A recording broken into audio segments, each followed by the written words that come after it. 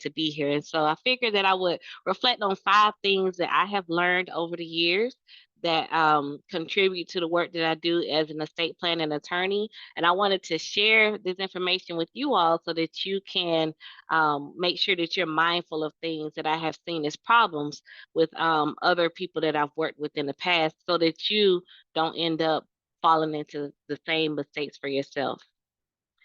So, just a little bit more about me. As I mentioned before, I live in Macon, Georgia. I have a husband and 2 daughters. I graduated from Mercer and Duke Law School. I've been practicing now for almost 15 years, and a lot of the time that I've been practicing has been spent doing estate planning. But I also do probate, heirs property, and I help people who have farm businesses and just general small businesses with their succession planning. And I've been doing that for 7 or 8 years or so. So it's something that I've been doing for a while now, which is just amazing to me thinking about that. Um, and I love speaking about these topics. So a lot of people, they kind of get that and they're like, okay, well, if you love talking about it, we will have you come. So I love talking to churches and community groups about estate planning and making sure that they have everything in place for their family and loved ones. And so, about my firm, we are McClendon Law Consulting. We provide heirs property, estate planning, and probate legal services to farmers, landowners, and other legacy driven individuals. Our goal is to help them build wealth, increase their income, and secure their legacies. And we help our clients to create a plan to transition their assets that accounts for their probate assets and their non-probate assets. So those are things that would go through probate, but we also help our clients to think about things beyond just a will. We also help with trust and other ways of transitioning your property to the next generation in a way that makes sense. We also provide our clients with guidance. Well, we help our clients to provide their families with guidance to ensure that the state administration process is as smooth and stress free as possible. A lot of times, families are finding themselves trying to figure out what their loved one would have wanted and finding themselves in a stressful situation because their loved one didn't provide enough instructions about what they owned, where to find all the important papers, who to inform, who to contact with questions. A lot of times people don't really think ahead for those things. And so that's why I do these webinars because I want people to be educated so that they can make sure they have the right documents in place, the right instructions in place to make sure that their families are taken care of and are clear on what they want to accomplish. And we also help our clients to transition unproductive property to income producing assets so that they can leave more to their loved ones. This happens with farmers. We want to help them access resources to improve their farm operations, grow their farm businesses. We help people with acquiring or gaining new real estate, purchasing real estate. We help our clients with clearing title to real estate that they may have inherited from a loved one. We help people who have bought properties at tax sales to foreclose those the tax lien, the things that might be on the property that would keep them from being able to use that property as their own. So all of those things fall within what our firm does. And so now we're going to get into the 5 reasons why people don't create generational wealth. And the number one reason that I have for this is in no particular order, but this is kind of like the first thing you have to do if you want to create wealth. You have to have a vehicle for creating wealth. And so if you are someone who wants to have something to pass to the next generation, there has to be some way of doing that. So for some people, that's going to be their 9 to 5 employment. They're making money on the job. They're putting some aside. They might be putting things into investments. For others, they might have a small business that they are creating that they plan to pass to their children, or a small business that they plan to sell and then use that money to provide more for their family at the end of their lives. Or just anything. It could even be just real estate and other assets that a person has acquired. They might want to have that to pass to the next generation. But first thing first, you cannot have generational wealth. You cannot pass wealth to the next generation without having some kind of a vehicle in place where that wealth is created and then something to be able to pass on. So that's number one, making sure that you have something that's creating wealth for the next generation. Number two, what the second reason why people don't create generational wealth is that they don't want to pay for help. These are we live in a time where it's very easy to get information online. A lot of times you can go on YouTube and learn a lot, which is great. But there are some things that for someone who's wanted to create wealth, wanted to pass it to the next generation, there are going to be people who are experts in that and who can help you to quickly figure out what you need to do in order to accomplish that goal. So a lot of times people are saying, okay, well, I want to save money because I want more to leave to the next generation.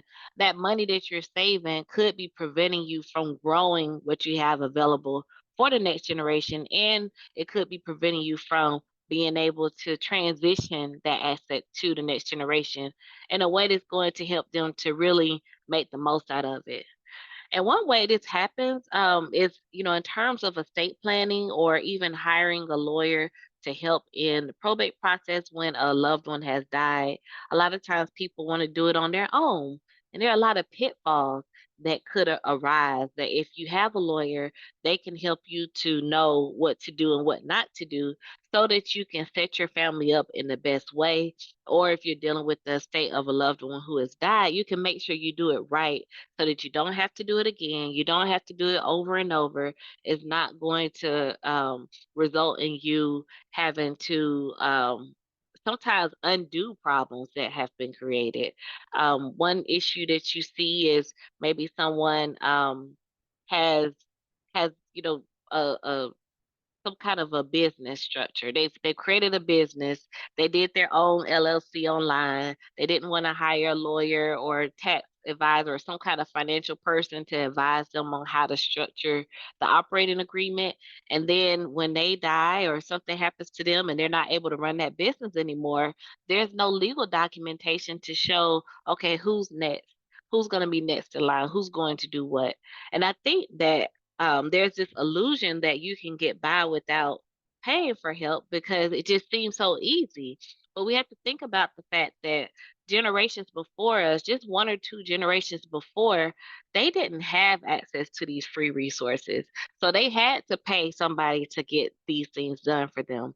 And they got it done, but we don't have enough evidence to show what happens to people who have done it on their own. We don't have enough evidence to show what happens when people take the DIY approach. What happens when someone creates their own LLC and they don't have an operating agreement, or if they have an operating agreement but they bought it from a website online and they created an operating agreement that didn't even make sense for their business. And so we want to make sure that you are putting the right things in place so that you are actually accomplishing the goal that you're setting out to accomplish. A lot of times we read stuff and we say, okay, this is the right thing.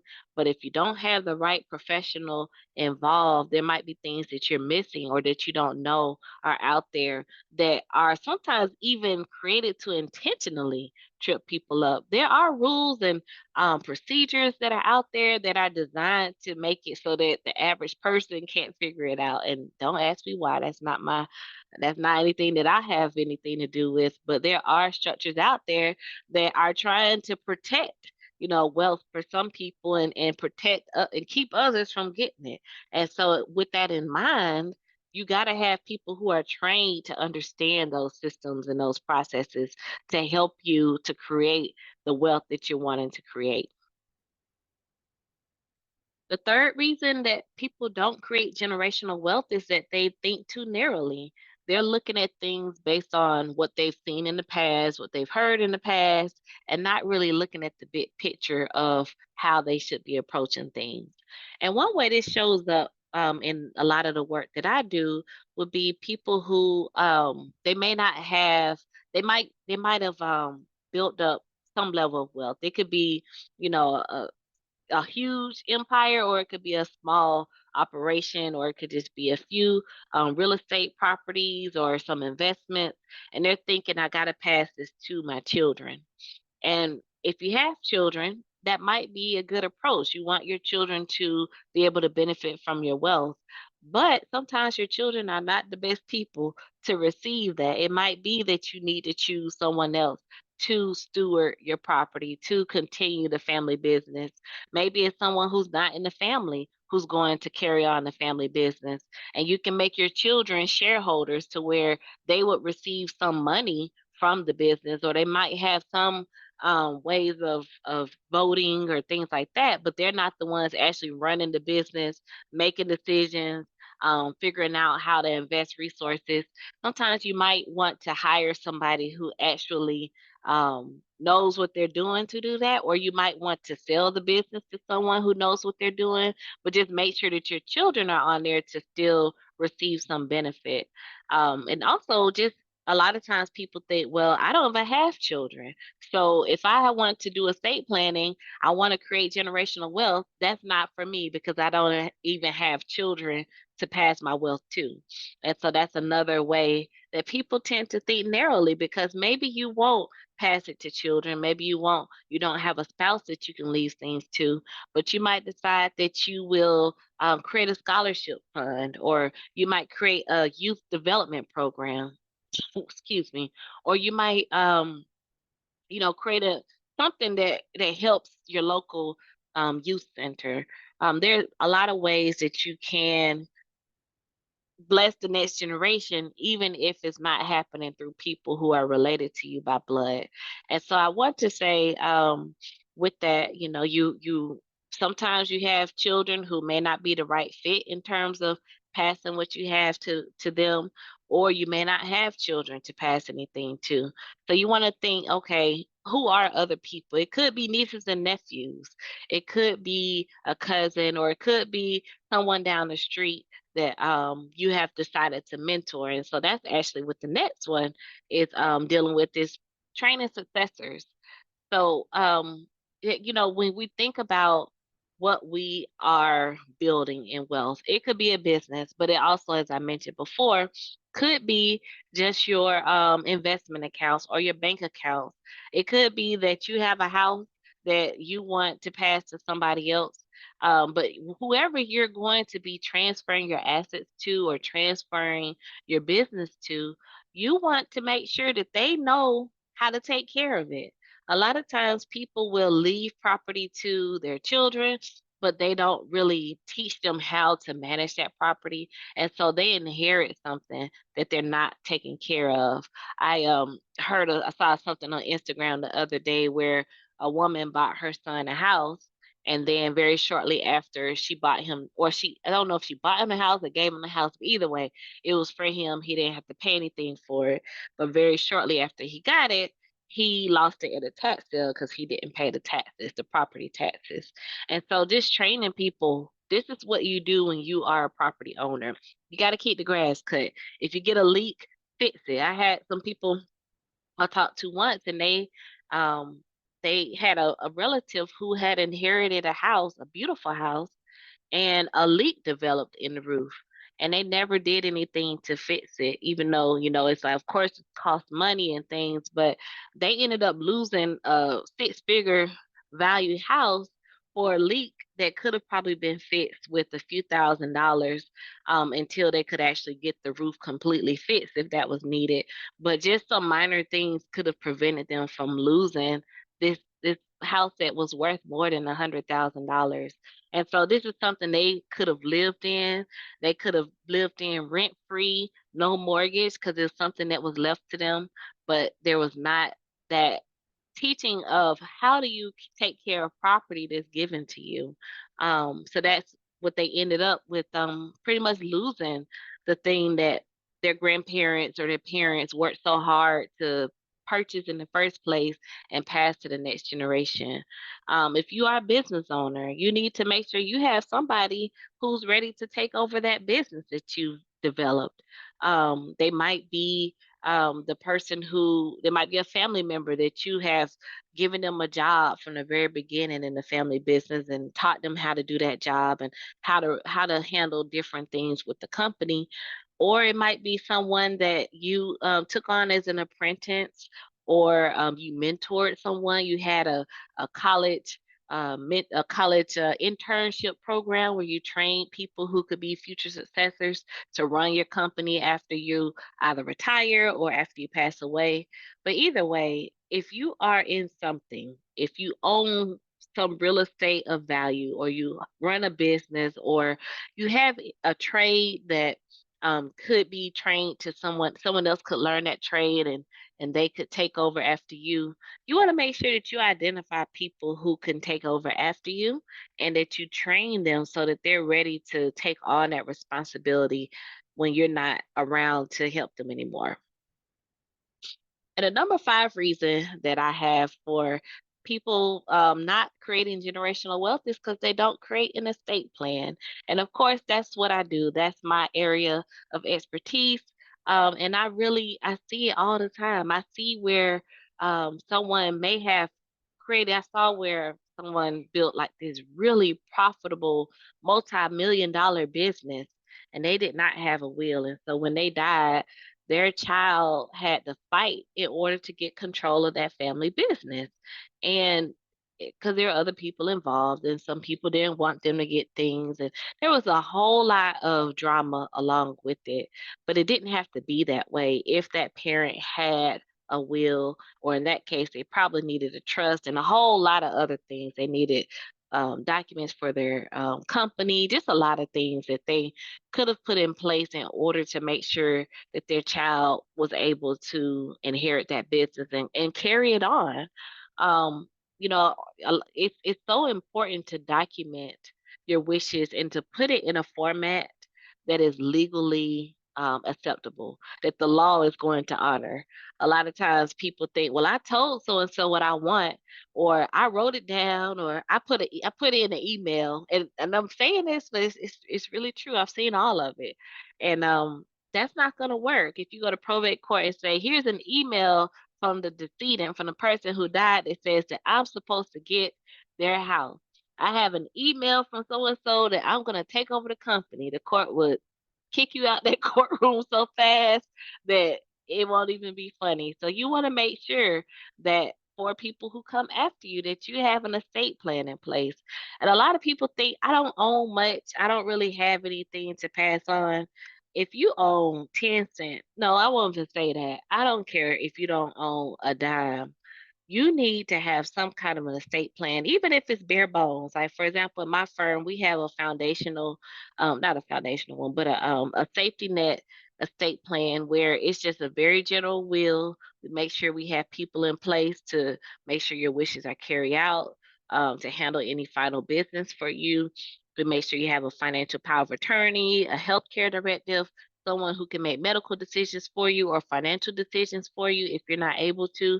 We can help you put those basic things in place so that if something happened to you, at least we know who has the legal authority to make decisions for you or to handle your business. And you never know. I have seen it where someone may have thought, even when, the day they died, they thought, I'm broke, I don't have anything. But it just so happened that 2 or 3 days before they died, somebody else left them something of value. And it seems crazy, but it does actually happen.